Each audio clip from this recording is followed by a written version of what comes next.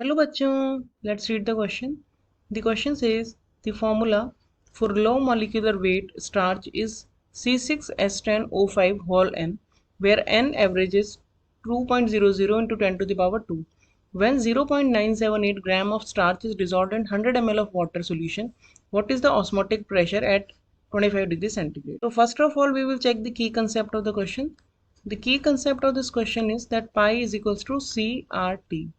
यहाँ पे पाई जो है वो ऑस्मोटिक प्रेशर है, सी जो है वो कॉन्सेंट्रेशन है मोल पर लीटर में यानी कि मोलैरिटी है, आर जो है वो एक गैस कांस्टेंट है जो कि एक कांस्टेंट है, इसकी वैल्यू फिक्स होती है at a particular unit for a particular unit, और टी जो है वो है टेम्परेचर। कॉन्सेंट्रेशन क्योंकि हम मोल पर लीटर में निकालते हैं तो इसे हम एन बी यानी सॉल्यूट का moles divided by volume into R T भी लिख सकते हैं। तो अब हम इस क्वेश्चन का अगर कंप्लीट सोल्यूशन देखें तो सबसे पहले तो हमें कॉन्सेंट्रेशन निकालनी है। तो पहले हम मोल्स निकालेंगे स्टार्च के, वो होगा mass divided by molar mass. अब मोलर मास इसका क्या होगा, मोलर मास हो जाएगा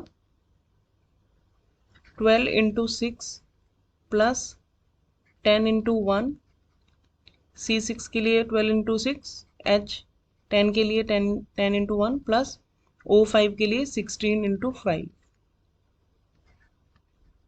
और उसका होल n है और n की वैल्यू दी है 2 इंटू 10 टू द पावर 2 यानी 200। तो यहाँ से ये आ जाएगा 162 into 2 into 10 to the power 2।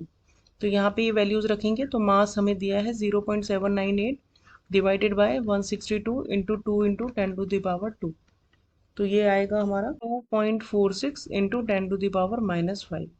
यहाँ से एन बी हमारा निकल गया है, वॉल्यूम हमें दिया है 100 ml यानी कि 0.1 लीटर, मोल पर लीटर में अगर हम निकाल रहे हैं तो, और R की वैल्यू होती है 0.0821 in litre ATM kelvin inverse mole inverse, और टेम्परेचर यानी T हमें दिया है 25 डिग्री सेंटीग्रेड, अगर उसे केल्विन में कन्वर्ट करेंगे तो प्लस 273, तो ये हो जाएगा 298 कैल। तो अब अगर हम पाई की वैल्यू निकालें तो पाई की वैल्यू हो जाएगी एन बी यानी 2.46 into 10 to the power -5 divided by V that means 0.1 into 0.0821 R की वैल्यू इंटू 298 टेम्परेचर की वैल्यू। तो यहाँ से पाई कैलकुलेट करने पे आएगा 6.02 ATM।